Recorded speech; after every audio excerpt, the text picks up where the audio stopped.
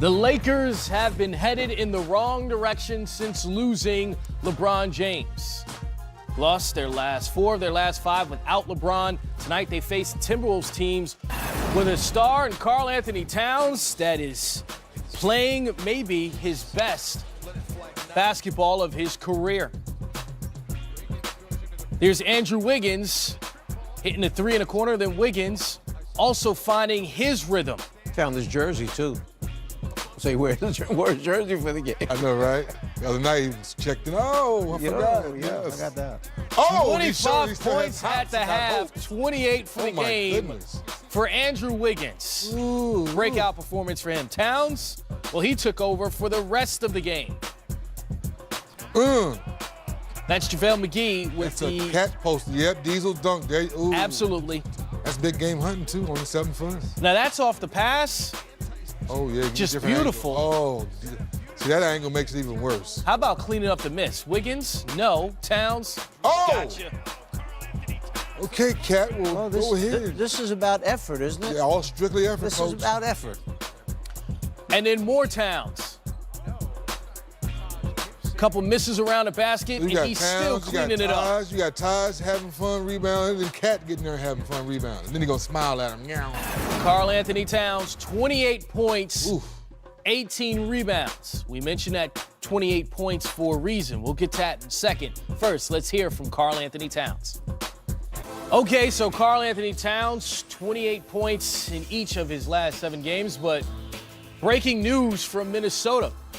Tom Thibodeau has been fired as the head coach. This, according to Adrian Wojnarowski and Sean Sharania, both Yahoo and ESPN reporting that Tom Thibodeau is out as the head coach of the Minnesota Timberwolves. And president, too, right? I mean, he was the president, too, Coach. So when you get fired, you lose both of those jobs, right? I think you lose both of them. Yeah, I'm thinking I think you fire the coach and not fire the president, right? Because he was the president making the decisions for the coach. Well, right, Tom, for that? That could happen. You could fire somebody as a coach and keep him in the front office. Right, okay. Okay, like Urban Meyer leaves Ohio State, but he's going to be around. Some President and coach, he's out as both. Yeah, as both. So that's 3D, official. Okay. Ooh. Looking at the situation in Minnesota, why now? Well, I guess, Glenn Taylor is the owner and sit down with his group and say he doesn't like the way things are going. The Jimmy Butler situation wasn't great.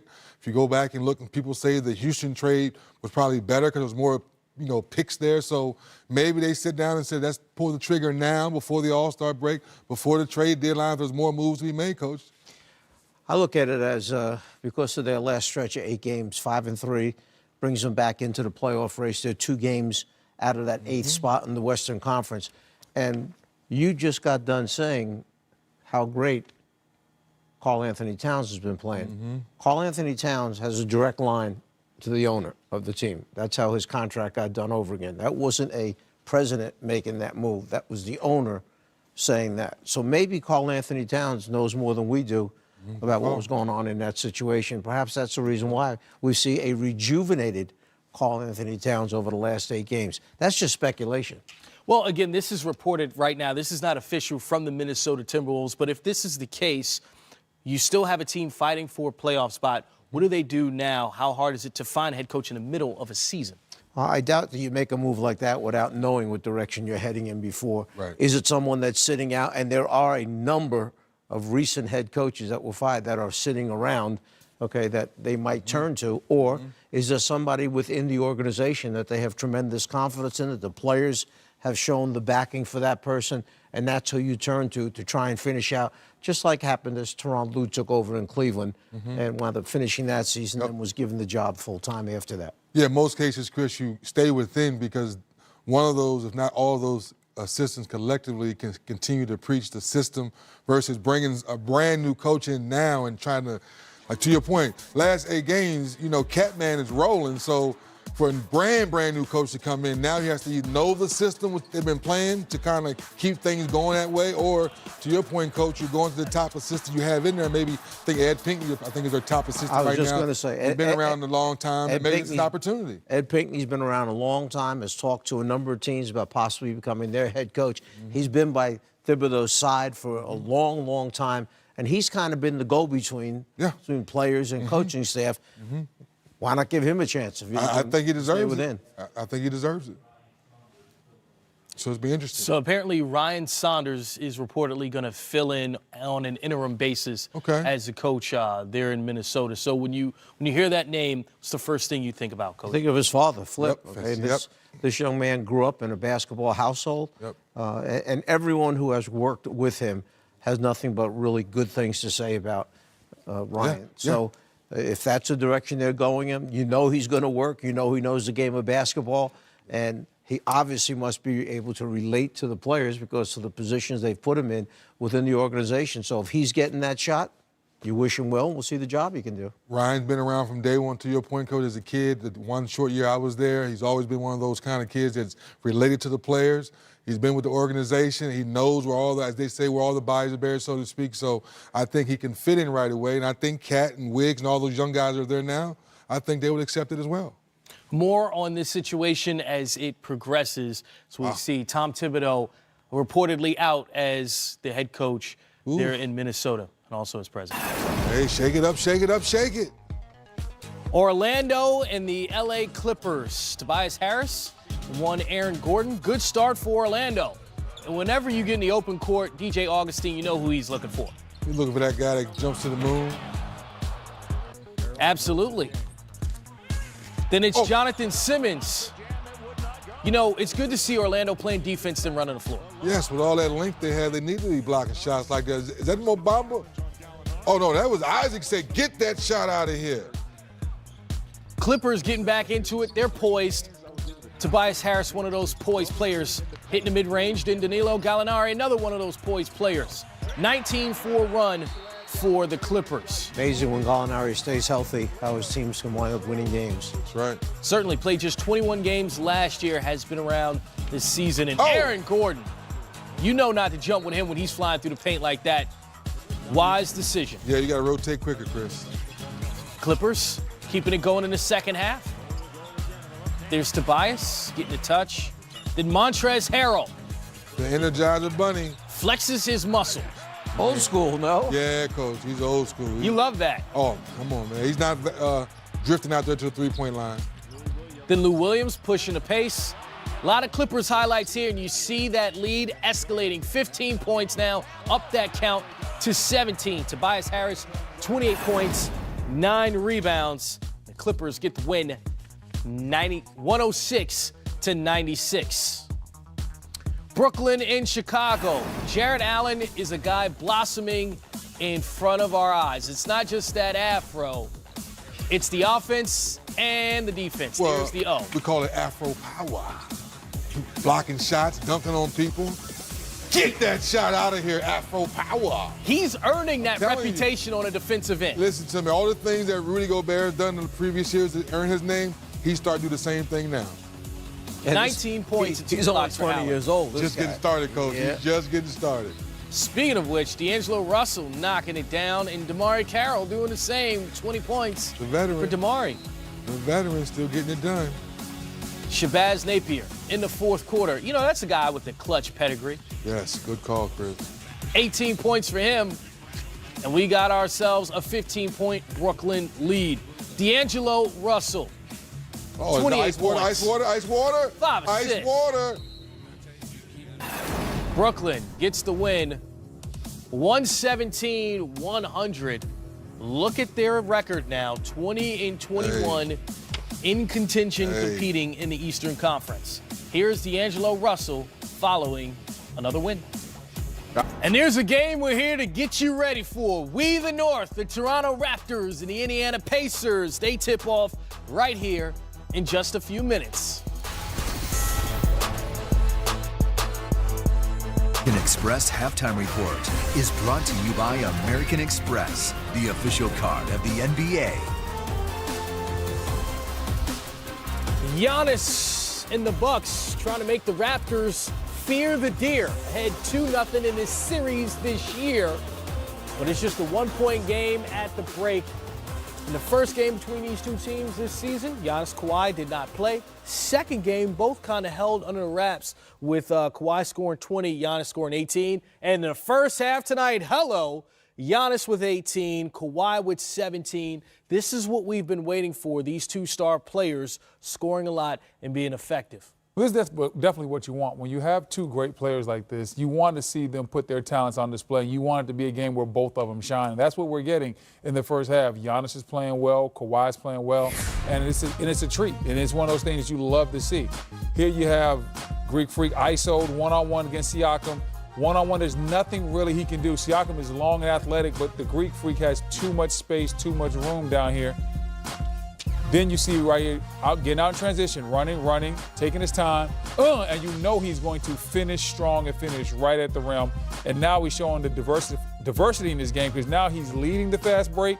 He sees the lane, attacks that rim.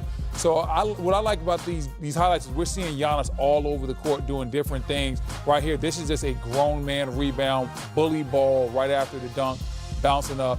And now you see him initiating the screen, goes straight to the left, gets back to that right hand. Giannis can do it all. He can finish on the break, he can lead the break, he can rebound. And the best thing about him is when he sees an area and he sees space, he attacks it immediately. And those clips are a really good example of it, but Giannis is the one who's benefiting the most. It's been an assault at the rim for Milwaukee in this first half. 28 points in the paint. They're getting right to the cup. That offensive rebound and putback, there's nobody in the lane 6'10 or bigger. They've taken advantage of the fact that Toronto is playing smaller in the absence of Jonas a little bit here. When you look at the rebounding numbers, Giannis is out rebounding Toronto's front line 9-7. Is that something we overlook with his game because we're always talking about the three-point shot or whether or not he's scoring in the paint? But rebounding, at times, he's been dominant. This seems like one of those games with 9 rebounds in the first half. Yeah, he can be dominant as a rebounder. He's also dominant as a playmaker. I mean, it's what makes him so special. He can literally, every time he steps on the floor, offer the potential for a triple-double, and you can feed off of him if he's not scoring. And one of the big reasons for it is because he's got the ability to grab those rebounds we saw in traffic. He rebounds out of his area. He's not a guy who's a space rebounder. He's just going to be bigger than you, longer than you, and go get one. And that is a great part of his aspect of his game is because we talk about a lot of guys that are two-way players. He's a three-way player. He can score the basketball, he can defend, and then he can be a monster on the glass. He averages 13 rebounds a game. There's a lot of centers in this league playing 30 minutes or more that don't get that many rebounds. So it just tells you how diverse his game is, how many different ways he can help you win. And that's what winning is all about when we start talking about positionless basketball. When you have a guy that you can say, hey, he might can get you 40 or 50 on a given night, but if he's not scoring, he can help you defensively. Oh, and if he's not doing it defensively, he might get you 17, 18, 20 rebounds. That's what you're looking for in a star player. So much focus on Kawhi, so much focus on Giannis. Kyle Lowry not in this game, one of your assist leaders in the NBA this year. Fred VanVleet stepping up. Great for the Raptors in the first half, but we saw him down towards the end of the half with an injury. 3 for 3 from outside. If he's not back in the second half or is not fully effective, what do the Raptors do? Well, they'll probably lean on DeLon Wright, and DeLon Wright's a fine young player in this league, but that's a step down from VanVleet, who I think is probably the best backup point guard in this league, and DeLon is not a natural point guard.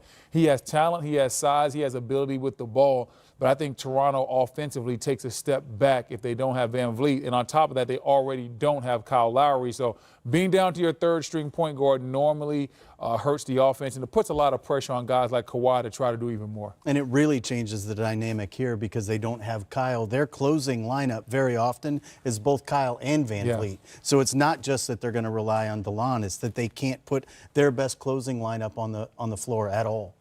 That's a great point, Griffin. We'll look for that in the closeout of this game to see what lineup they do end up going with. Kawhi Leonard bouncing back after that loss to the Spurs last night. And the Raptors pull it out over the Bucks.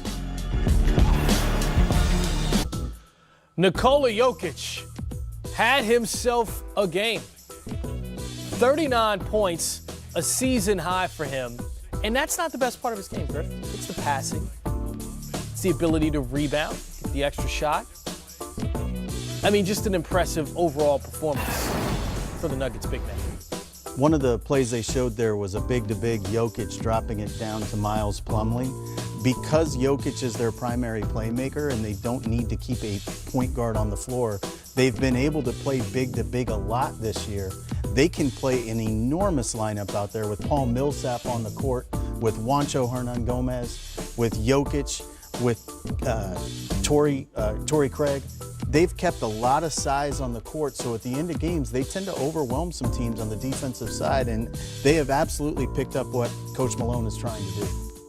You said overwhelmed. How about this is an underwhelming ending? Jazz head by 3 final seconds. What was that? Reggie Jackson throws the interception. And Blake is overwhelmingly disappointed. So is Dwayne Casey. Wait a minute. How many points were they down? 3. Okay. About 10 seconds to go. Interesting. Interesting situation. Blake Griffin, 34 points, 10 rebounds, 5 assists. Andre Drummond, 15 points, 18 rebounds. And of course, Blake Griffin did not have the ball in his hands, and he's a point forward. That's the guy you want bringing the ball up the court there, right, Griffin? It is, and again, it's another example of how badly they miss Ish Smith. They are absolutely not the same team in any way when Ish is not available to them. That's extreme talent. How do you learn how to balance a grill on your mouth? Hard. Time to double up on the dinosaurs. Sunday, right here on NBA TV, Toronto Raptors, Indiana Pacers. Game starts at 7:30, but make sure you tune in before that, 7 o'clock, for the Auto Trader pregame show. And of course, the dinosaurs playing right now against the Milwaukee Bucks. They're just at the half. 1-point game with Milwaukee on top. And we're just going to circle at points in the paint there, Griff. Okay, because Raptors playing good defense in the paint, but still not able to stop what's happening. Yeah, and if Milwaukee had not uncharacteristically given away 10 turnovers in that half, they've been so good in terms of ball control. They've been really good in limiting opponents' fast break opportunities, and neither one of those were particularly good in the first half, and they're still in the position they're in. I think this sets up rather well for Milwaukee moving forward, particularly if Van Vliet can't come back. Yeah, for me, depending on who wins the second half, a lot of it's going to be determined by Van Vliet's health and availability.